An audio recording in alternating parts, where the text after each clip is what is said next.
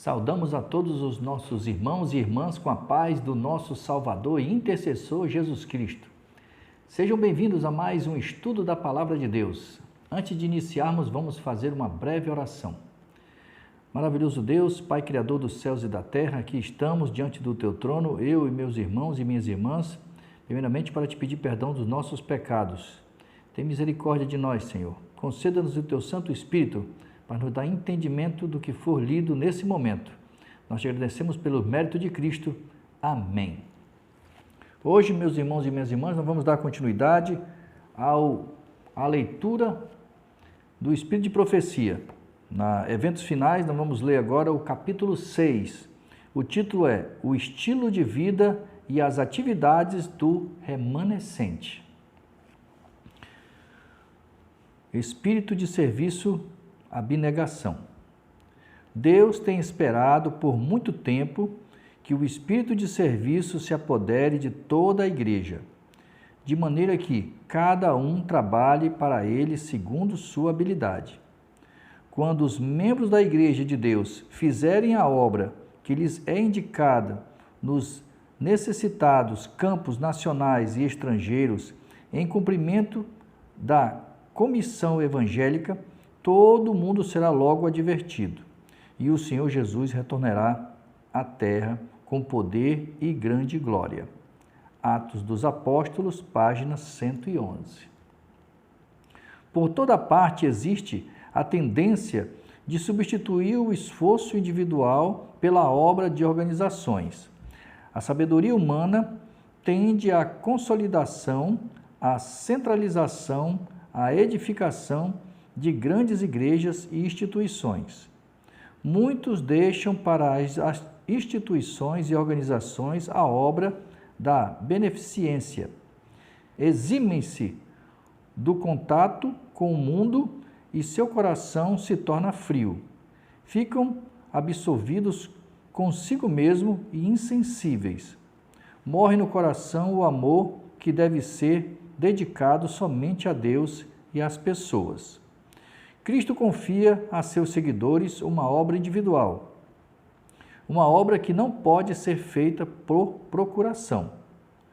O serviço aos pobres e enfermos e o anúncio do Evangelho aos perdidos não devem ser deixados para comissões ou para a caridade organizada. Responsabilidade individual, esforço individual e sacrifício pessoal são exigências do Evangelho.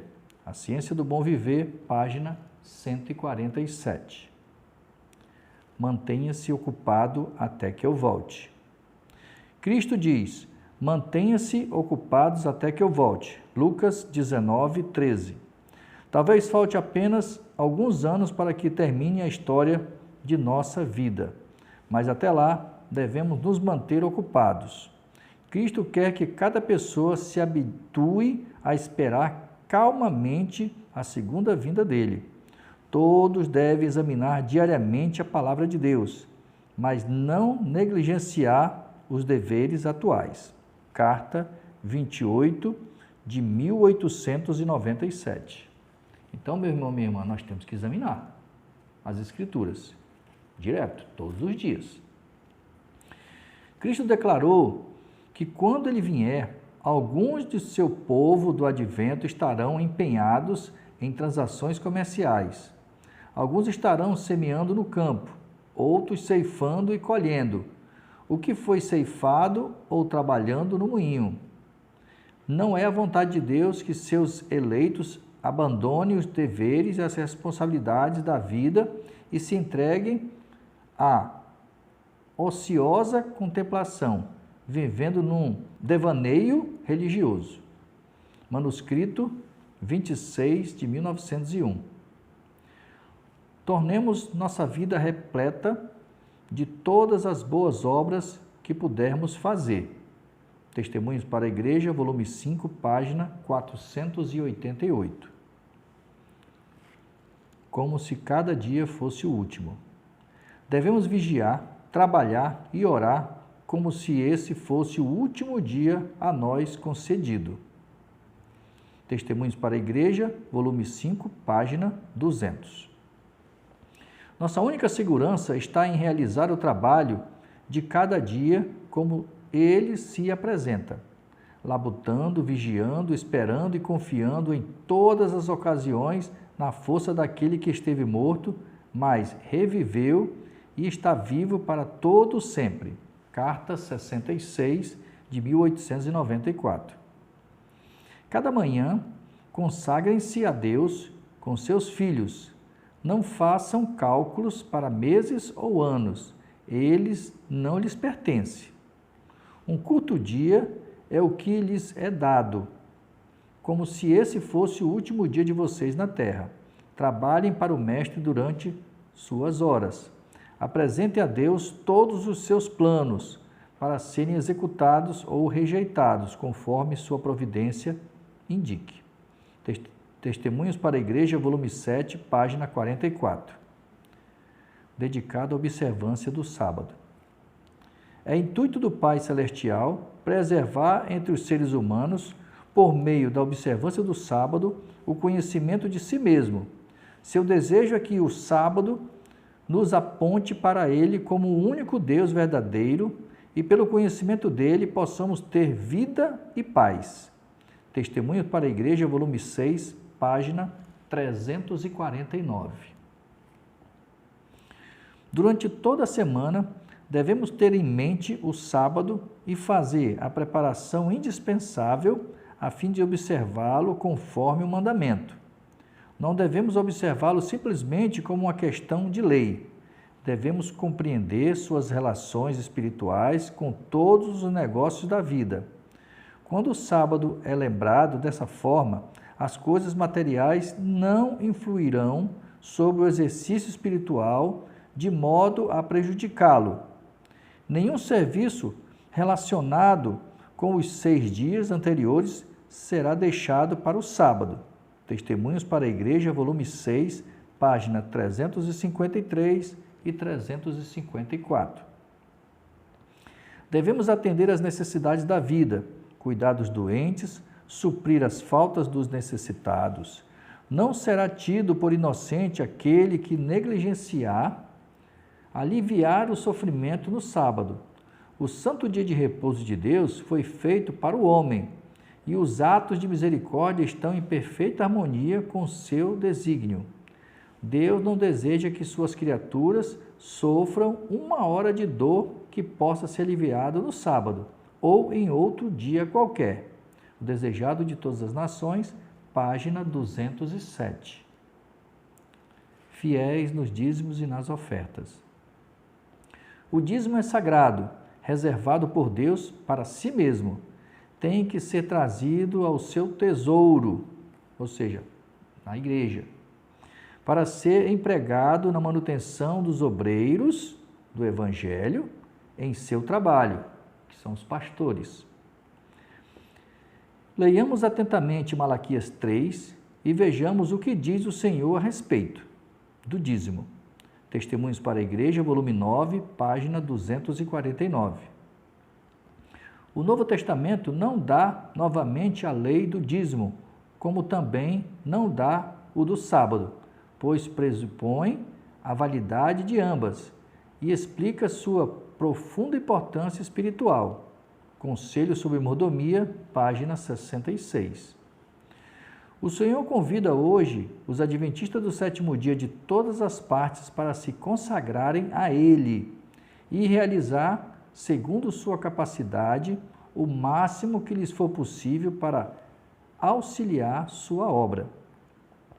Por sua liberalidade ao fazer donativos e ofertas, Ele deseja que revelem apreço por suas bênçãos e gratidão por sua misericórdia.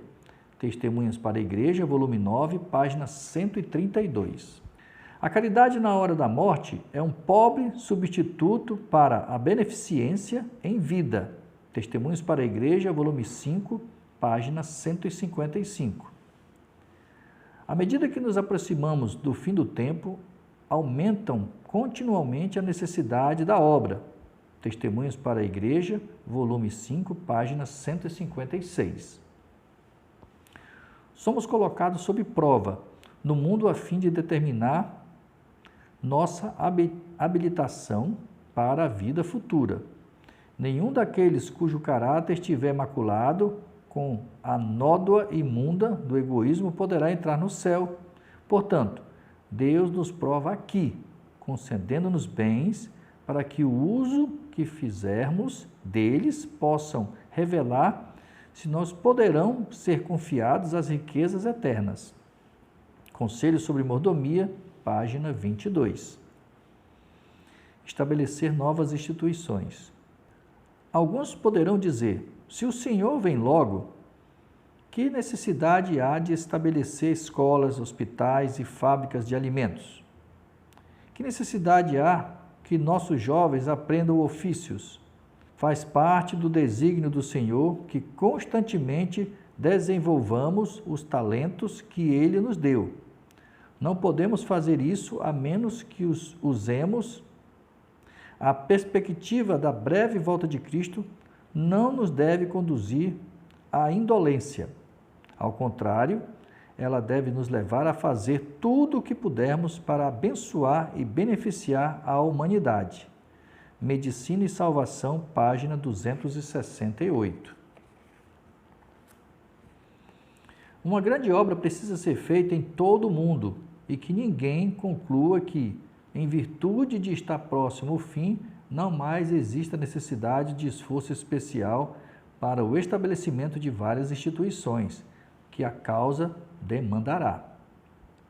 Quando o Senhor nos disser que não mais deveremos empreender esforços para o estabelecimento de casas, de cultos, escolas, hospitais e publicadoras, terá chegado o tempo de cruzar os braços e permitir que ele termine a obra.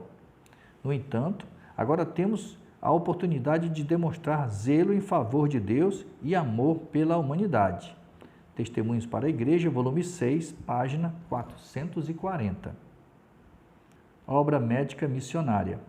À medida que a agressão religiosa destruir as liberdades de nossa nação, os que quiserem permanecer ao lado da liberdade de consciência serão colocados em situação desfavoráveis. Em seu próprio interesse, eles devem, enquanto têm oportunidade, tornar-se entendidos com respeito às doenças, suas causas, maneira de evitá-las e a cura. Os que fazem isso encontrarão oportunidade de trabalho em qualquer parte. Haverá indivíduos sofrendo, muitos necessitarão de ajuda, não só os da nossa fé, mas principalmente entre aqueles que não conhecem a verdade. Conselho sobre a Saúde, página 506. Desejo dizer-lhes que, em breve, nenhuma obra será realizada pelo plano ministerial, senão a obra médico-missionária. Conselho sobre a Saúde, página 533. O povo de Deus dá valor à sua saúde. Foi-me mostrado que a reforma da saúde faz parte da mensagem do terceiro anjo e está tão intimamente ligada a ela como o braço e a mão estão ligados ao corpo. Testemunhos para a Igreja, volume 1, página 486. Chá, café, fumo e álcool precisam ser apresentados como transigência pecaminosas. Não podemos pôr a carne, os ovos, a manteiga e o queijo em pé de igualdade com esses artigos colocados sobre a mesa. Estes não devem ser postos na frente, como o tema principal da nossa obra. Os primeiros, chá, café, fumo, cerveja, vinho e todas as bebidas alcoólicas não devem ser ingeridos moderadamente, mas completamente rejeitados. Mensagens Escolhidas, volume 3, página 287. A verdadeira temperança nos ensina a dispensar inteiramente todas as coisas nocivas e usar adequadamente aquilo que é saudável. Patriarcas e Profetas, página 562. Ar puro, luz solar, abstinência, repouso, exercício, regime conveniente, uso de água e confiança no poder divino, esses são os verdadeiros remédios. Ciência do Bom Viver, página 127. Tudo quanto prejudica a saúde, tão somente diminui o vigor físico, como tende a enfraquecer as faculdades mentais e morais. A transigência com qualquer prática nociva à saúde torna mais difícil a uma pessoa discernir entre o bem e o mal, e assim se torna mais difícil resistir ao mal. A Ciência do Bom Viver, página 128. Retornar à alimentação original. Deus está procurando nos levar de volta, passo a passo, o seu desígnio original, que o ser humano subsista com os produtos naturais da terra. Entre os que estão aguardando a vinda do Senhor, a alimentação cárnea deve ser finalmente abandonada. Temos que deixar de comer carne. A carne deixará de fazer parte do seu regime alimentar. Devemos ter isso sempre em mente e procurar agir firmemente nesse sentido. Conselho sobre Saúde, página 450. Devem ser vistas maiores reformas entre o povo que diz estar aguardando o breve aparecimento de Cristo. A reforma da saúde deve realizar uma obra entre o nosso povo, que ela ainda não realizou.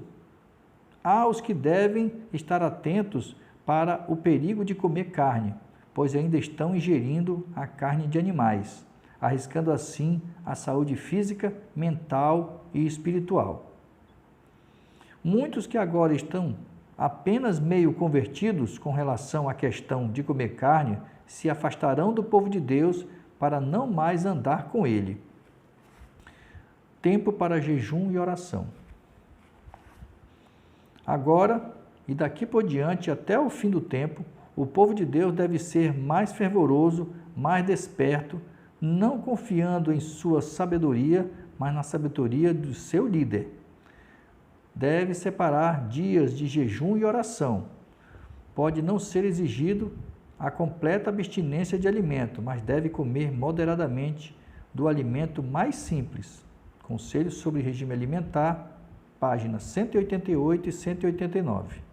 O verdadeiro jejum deve ser recomendado a todos e a abstinência de qualquer espécie estimulante de alimento e o uso apropriado de alimento saudável e simples que Deus provém em abundância. As pessoas precisam pensar menos no que comer e beber em matéria de alimento temporal e muito mais em relação ao alimento do céu, que dará disposição e vitalidade a toda a experiência religiosa. Medicina e Salvação, página 283. O fermento da piedade não perdeu inteiramente seu poder. Na ocasião em que o perigo e a crise da igreja crescem, o grupo que permanece na luz estará suspirando e clamando por causa das abominações cometidas na terra. Mais especialmente, porém, suas orações subirão em favor da igreja, porque seus membros estão agindo segundo a maneira do mundo. Testemunhos para a Igreja, volume 5, página 209 e 210. Inteira confiança em Deus. Por causa dos obreiros não consagrados, as coisas às vezes vão mal. Poderemos ter que chorar pelos resultados do mau procedimento de outros, mas não nos preocupemos. A obra está sob a supervisão do bendito Mestre. Tudo o que ele pede é que os obreiros vão até ele para receber suas ordens e que obedeçam à sua direção. Todas as partes da obra, nossas igrejas, missões, escolas sabatinas, instituições, tudo ele leva no coração. Por que se preocupar? O intenso desejo de ver a igreja impregnada de vida tem de ser temperado com a inteira confiança em Deus. Que ninguém sobrecarregue as habilidades que Deus lhe deu, num esforço por promover mais rapidamente a causa do Senhor. Não pode o poder humano apressar a obra. A ele tem de se unir o poder dos seres celestiais. Mesmo que todos os obreiros que agora suportam os mais pesados encargos fossem postos de lado, a obra de Deus seria levada avante. Testemunhos para a Igreja, volume 7, página 298. Levaria avante porque os anjos celestiais fariam e farão essa obra. O culto familiar. Ao fim da tarde e pela manhã, unam-se com os filhos no culto a Deus, lendo sua palavra e cantando seu louvor. Ensine-os a memorizar a lei de Deus. Evangelismo, página 499. Sejam os períodos de culto familiar curtos e espirituais. Não permita que os filhos ou qualquer membro da família tenha um sentimento de aversão a eles, devido à monotonia ou falta de interesse. Quando um extenso capítulo é lido e explicado e se faz uma longa oração, esse precioso culto se torna enfadonho e é um alívio quando passa. Escolha o pai um trecho das Escrituras que seja interessante e facilmente compreendido. Alguns versos serão suficientes para dar uma lição que possa ser estudada e praticada durante todo o dia. Podem ser feitas perguntas, podem ser feitas declarações interessantes, ou pode ser apresentada como ilustração alguma experiência curta e, ao ponto, podem ser cantadas pelo menos algumas estrofes de cânticos animados. E a oração feita deve ser curta e ao ponto. O que dirige a oração não deve orar a respeito de todas as coisas, mas deve expressar suas necessidades com palavras simples e louvor a Deus com ações de graça. Orientação da criança, página 521 e 522. Cuidado ao se envolver com o mundo. Enquanto essa mensagem do Apocalipse 18, de 1 a 3, estiver soando, enquanto a proclamação da verdade estiver realizando sua obra de separação, nós, como fiéis sentinelas de Deus, devemos discernir qual é a nossa verdadeira posição. Não devemos nos unir a pessoas mundanas, para não ficarmos impregnados de sua influência, para que nosso discernimento espiritual não se torne confuso e encaremos os que têm a verdade e levam a mensagem do Senhor do ponto de vista das supostas igrejas cristãs. Ao mesmo tempo, porém, não devemos ser como os fariseus e nos manter afastados delas. O que estão aguardando e esperando o aparecimento de Cristo nas nuvens do céu não se misturarão com o mundo em sociedades e reuniões de divertimento meramente para o próprio prazer. Vincular-nos por contratos ou em sociedades ou associações comerciais com os que não pertencem à nossa fé não está de acordo com o plano de Deus. Devemos nos unir a outras pessoas, contando que não sacrifiquemos princípios. Isso não quer dizer que devemos nos unir às suas lojas e sociedades, mas que demonstremos a elas que nos identificamos com a questão da temperança. Temperança, página 220. Recreação aprovada por Cristo. É privilégio e dever dos cristãos procurar revigorar o espírito e fortalecer o corpo por meio de recreação inocente, com o propósito de usar as energias físicas e mentais para a glória de Deus. Mensagens aos Jovens, página 364. Os cristãos têm ao seu dispor muitas fontes de felicidade e podem dizer com certeza infalível quais são os prazeres lícitos e corretos. podem desfrutar de recreações que não dispensem a mente ou comprometam a espiritualidade, não iludam nem tragam como consequência uma triste influência que destrua o respeito próprio ou os impeça de ser úteis. Caso possam levar consigo Jesus e manter-se em espírito de oração, estarão perfeitamente seguros. Mensagens aos Jovens, página 38. Nossas reuniões e nossa conduta devem ser dirigidas de tal maneira que, ao voltarmos para casa, possamos ter a consciência livre de ofensa para com Deus e as pessoas. A consciência de não termos ferido ou prejudicado de algum modo aqueles com quem entramos em contato, ou de termos exercido influência nociva sobre eles. Qualquer atividade na qual você puder se envolver, pedindo sobre ela, com fé, a bênção de Deus, não será perigosa. Mas todo divertimento que desqualifica para a oração particular, para a devoção ou para tomar parte nas reuniões de oração não é seguro, é perigoso. Mensagem aos Jovens, página 385 e 386. Música que eleva. Assim como os filhos de Israel, viajando pelo deserto, animavam sua viagem com melodias de hinos sagrados, Deus ordena a seus filhos hoje que alegrem sua vida peregrina. Existem poucos meios mais eficazes para fixar suas palavras na memória do que repeti-las em cânticos.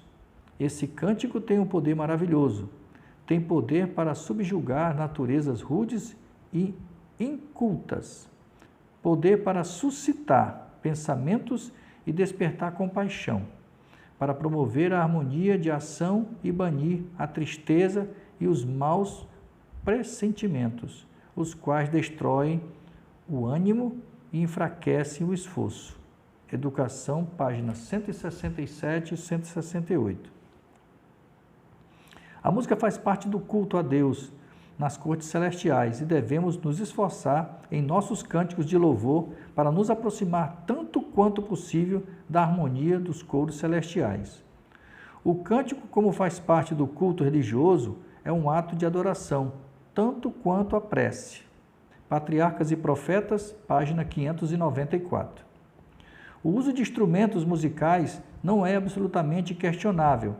Eles eram usados nos cultos dos tempos antigos. Os adoradores louvavam a Deus com a harpa e o símbalo. E a música deve ter seu lugar em nossos cultos. Evangelismo, página 500 e 501. Entretenimento perigoso.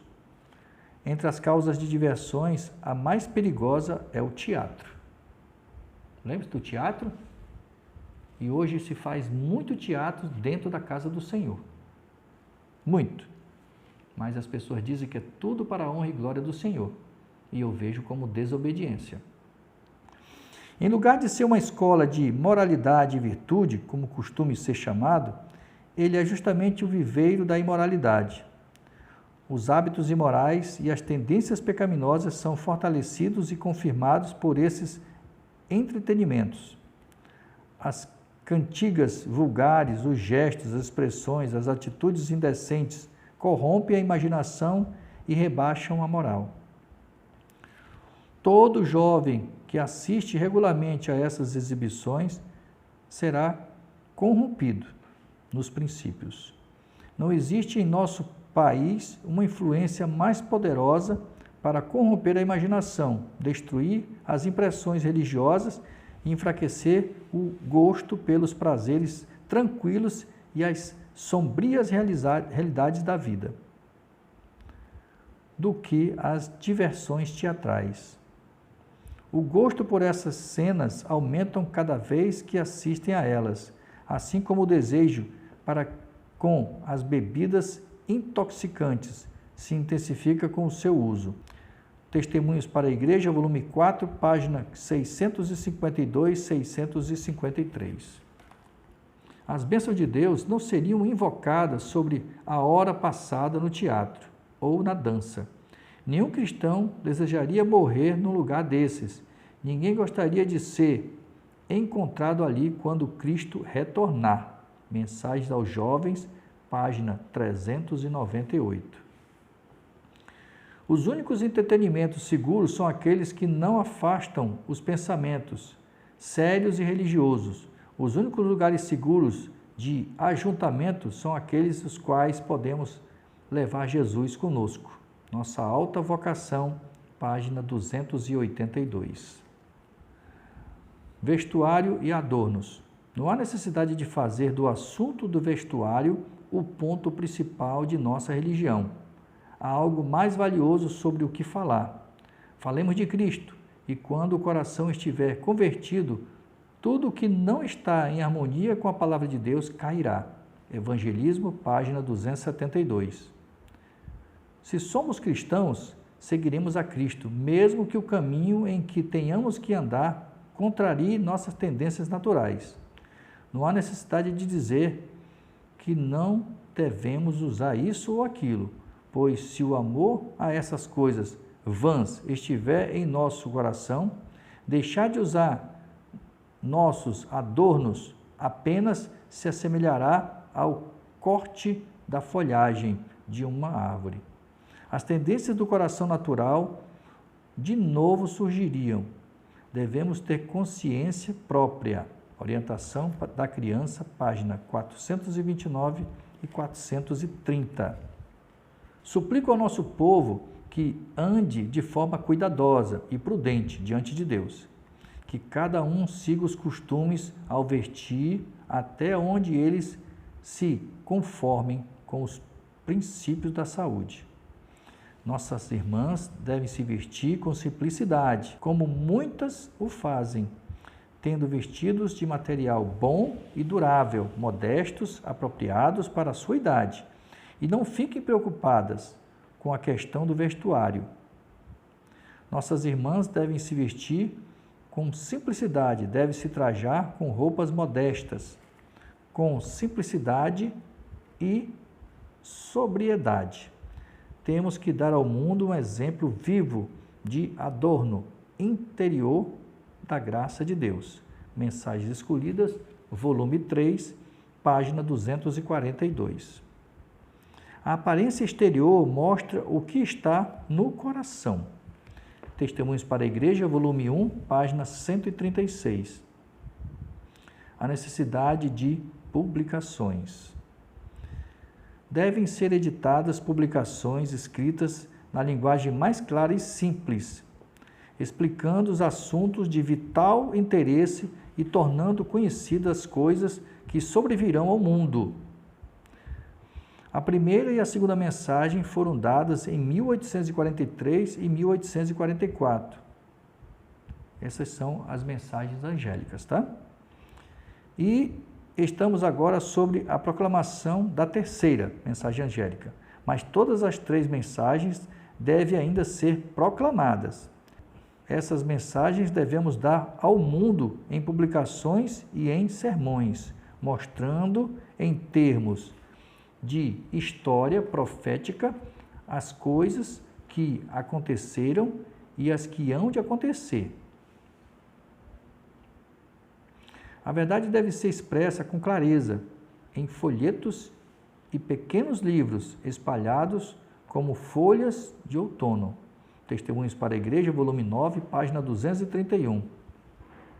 Patriarcas e Profetas, Daniel e Apocalipse e o Grande Conflito são agora mais necessários do que nunca. Devem circular amplamente, porque as verdades a que dão ênfase abrirão muitos olhos cegos.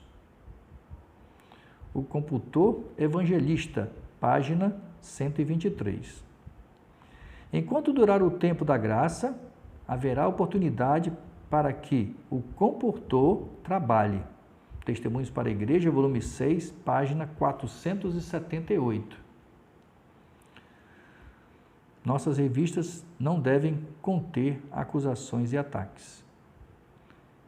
que aqueles que escrevem em nossas revistas não dirijam rudes ataques e alusões que certamente hão de causar dano e que obstruirão o caminho e nos impedirá de fazer a obra que devemos fazer, a fim de alcançar todas as classes de pessoas, inclusive os católicos.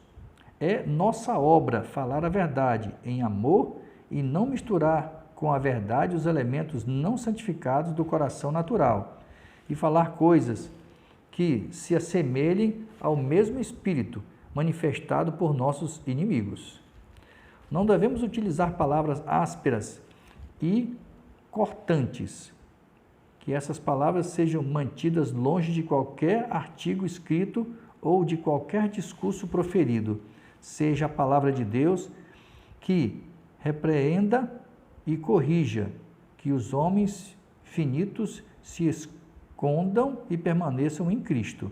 Testemunhos para a Igreja, volume 9, página 240, 241 e 244. Devemos eliminar toda expressão em nossos escritos e declarações que, se for interpretada ao pé da letra, possa ser deturpada de tal modo que pareça ser contrária à lei e à ordem. Tudo deve ser cuidadosamente considerado para que nós tornemos conhecidos por dizer certas coisas que deem a impressão de que somos desleais ao nosso país e às suas leis. Carta 36, de 1895. O cristianismo não se exterioriza em acusações violentas e condenações. Testemunhos para a Igreja, volume 6, página 397. Cuidado com as questões secundárias. Deus não esqueceu o seu povo, escolhendo um homem isolado, aqui ou outro ali, como os únicos dignos de que lhes confia a verdade. Ele não dá a uma pessoa luz contrária à fé estabelecida do corpo de crentes. Em toda a reforma, surgiram homens pretendendo isso. Ninguém confia em si mesmo, como se Deus lhe houvesse conferido luz especial acima de seus irmãos. A questão da luz, Deus dará luz para qualquer pessoa que buscar. Todo aquele que buscar o Senhor, todo aquele que examinar as Escrituras com humildade, de coração aberto e dizer ao Senhor, Senhor, eu aceito a tua verdade. Ele dará luz. Ele dá luz para todo aquele que busca. Alguém aceita umas ideias novas e originais que não parecem discordar da verdade. Sobre isso se demora, até que lhes apareça revestido de beleza e importância, pois Satanás tem poder para lhes dar essa falsa aparência. Por fim, torna-se o seu tema dominante, o único e grande ponto de volta do qual tudo gira, e a verdade é arrancada do coração. Temos que ficar atento a Satanás, ele é sutil. Advirto-lhes que se protejam contra essas movimentações desviadas, cuja tendência é distrair a mente da verdade. O erro jamais é inofensivo, ele nunca santifica, mas sempre traz confusão e dissensão. Testemunhos para a Igreja, volume 5, página 291 e 292. Enfatizar a unidade, não as diferenças. Existem 1000 tentações disfarçadas, preparadas para os que têm a luz da verdade. A única segurança para qualquer um de nós está em não recebermos nenhuma nova doutrina, nenhuma interpretação nova das Escrituras, antes de submetê-la a uma consideração dos irmãos experientes. Então, meu irmão, minha irmã, examine, converse com outras pessoas, mas examine. Isso tem de ser apresentado a eles com espírito humilde e pronto para aprender, fazendo oração fervorosa, e se eles não virem luz, leve-se em conta seu juízo, porque na multidão de conselheiros há segurança. Provérbios, capítulo 11, verso 14. Surgirão homens e mulheres proclamando possuir alguma nova luz ou alguma nova revelação, e cuja tendência é abalar a fé nos marcos antigos. Suas doutrinas não resistem à prova da palavra de Deus. Mesmo assim, pessoas serão enganadas. Farão circular relatos falsos e alguns serão apanhados pela armadilha. Temos que ser vigilantes, atentos contra toda forma de erro, pois Satanás está constantemente buscando afastar as pessoas da verdade. Testemunhos para a Igreja, volume 5, página 293, 295 e 296. Devemos tornar evidente que é essencial sermos unidos, não para exigir que os outros concordem com as nossas ideias, mas porque, se todos buscarem a mansidão e a humildade de Cristo, terão o mesmo sentimento que Ele. Então haverá unidade de espírito. Carta 15, de 1892. Insisto com os que dizem crer na verdade, que andem em união com os irmãos. Não procuremos dar ao mundo a oportunidade de dizer que somos extremistas, que somos desunidos, que um ensina uma coisa e outro outra. Evitemos a dissensão. Testemunhos para Ministros e Obreiros Evangélicos, página 57. Como enfrentar os críticos? Aqueles que têm se afastado da fé virão a nossas congregações para discutir nossa atenção da obra que Deus deseja que seja feita. Não devemos permitir desviar os ouvidos da verdade para as fábulas. Não nos detenhamos para procurar converter aquele que está proferindo palavras de reprovação contra a nova obra. Mas deixemos que fique claro que somos inspirados pelo Espírito de Jesus Cristo. Olha, pelo Espírito de Jesus Cristo. Amém? Anjos de Deus colocarão em nossa boca palavras para tocar o coração de nossos oponentes. Se essas pessoas persistirem em sua atitude, aqueles na congregação que possuem um espírito sensato compreenderão qual é a norma mais elevada. Falemos de modo a demonstrar que Jesus Cristo está falando por nosso intermédio. Testemunhos para a Igreja, volume 9, páginas 148 e 149. Exaltar a palavra de Deus. Se trabalharmos para criar agitação de sentimentos, teremos tudo o que queremos e mais do que possivelmente podemos saber como lidar. Calma e claramente prega a palavra. Não faz parte de nossa obra criar agitação. Unicamente o Espírito de Deus pode criar um entusiasmo sadio. Deixemos que Deus opere e o instrumento humano ande silenciosamente diante dele, vigiando, esperando, orando, olhando para Jesus a todo momento, conduzindo e controlado pelo precioso Espírito que é luz e vida. Mensagens Escolhidas, volume 2, página 16 e 17.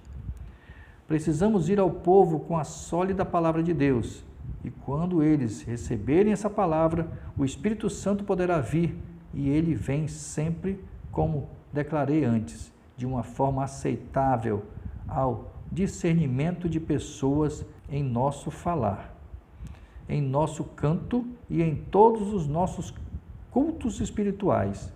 Devemos revelar a calma, a dignidade e o piedoso temor que atua em todo verdadeiro Filho de Deus. Mensagens Escolhidas, volume 2, página 43. É por meio da palavra, não pela comoção ou pelas provocações, que precisamos influenciar as pessoas a obedecer à verdade. Sobre o fundamento da palavra de Deus, podemos permanecer em segurança. Mensagens Escolhidas, volume 3, página 375. Então, meu irmão e minha irmã, bom esse material, né? muito interessante sobre o estilo de vida e as atividades do remanescente. Então, precisamos continuar examinando as Escrituras com humildade, né? Com aceitação, buscar e cavar, que as revelações virão. Tá certo? No próximo estudo, nós vamos falar sobre a vida no campo. É o capítulo 7, falando sobre vida no campo. Tá bom? Ficamos por aqui. Um beijo no seu coração. Que Deus continue te abençoando e que todos os problemas deixe na mão de Jesus. E não esqueça, peça o Espírito Santo todo dia para que ele habite em você e faça morada em você. Que Deus te abençoe. Amém.